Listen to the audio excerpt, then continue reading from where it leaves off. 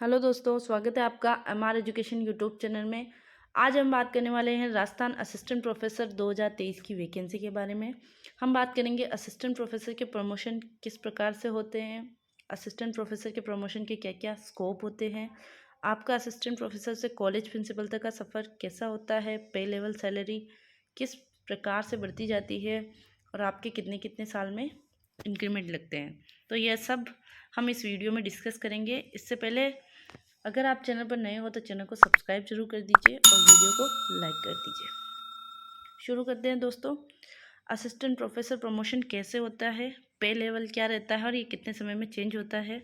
तो सबसे पहले आप असिस्टेंट प्रोफेसर के पद पर ज्वाइनिंग लेते हो तो आपका पे लेवल 10 रहता है और ग्रेड पे आपका 6000 रहता है और आपकी सैलरी शुरू होती है 57,700 रुपये से।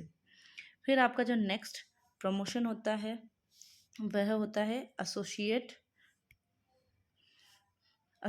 प्रोफेसर का, और इसका जो पे लेवल होता है L13A होता है और इसकी जो बेसिक पे होती है वह 1,31,000 के आसपास होती है। अब आप देख सकते हो कि इसमें कितना डिफरेंस आता है आपकी सैलरी में, आपके लेवल में। और अब देखते हैं कि असिस्टेंट प्रोफेसर से एसोसिएट प्रोफेसर बनने में कितना समय लगता है।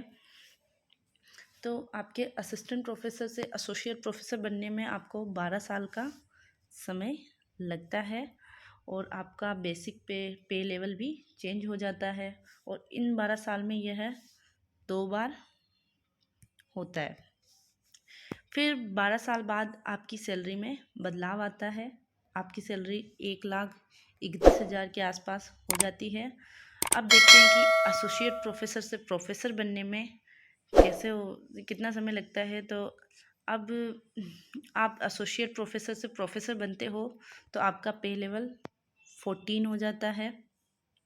फिर प्रोफेसर के बाद आपको प्रमोशन सीनियर प्रोफेसर में मिलता है। फिर इसके बाद आपको कॉलेज प्रिंसिपल में आपका प्रमोशन हो जाता है।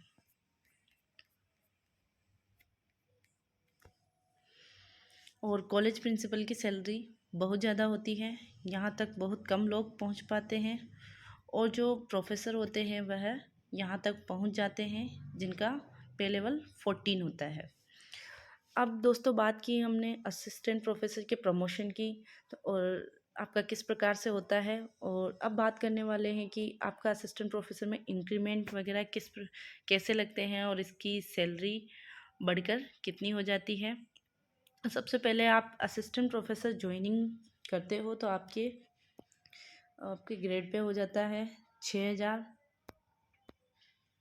और आपका जो एकेडमिक लेवल है, पे लेवल यह होता है आपका 10 और आपका जो बेसिक पे होता है वह 57,700।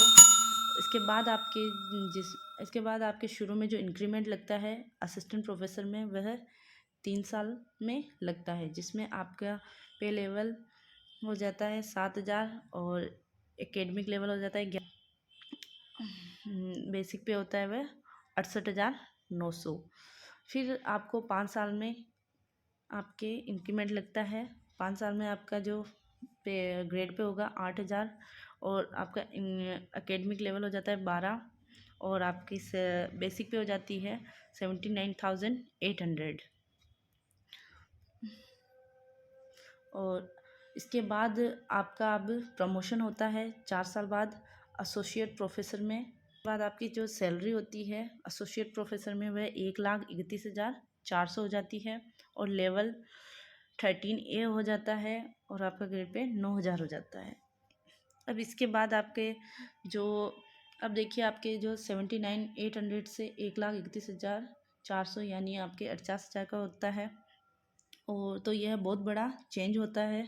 यहाँ फिर एसोसिएट प्रोफेसर को 9,000 की ग्रेड पे मिलती है।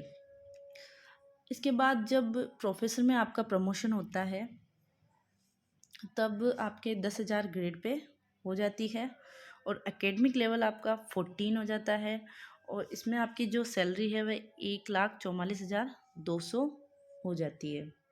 फिर प्रमोशन के बाद आपका एक और इंक्रीमेंट लगता है, उसमें आपका एकेडमिक लेवल जो है 15 हो जाता है और आपके जो सैलरी है, बेसिक सैलरी, वह 1,42,200 रुपये होती है।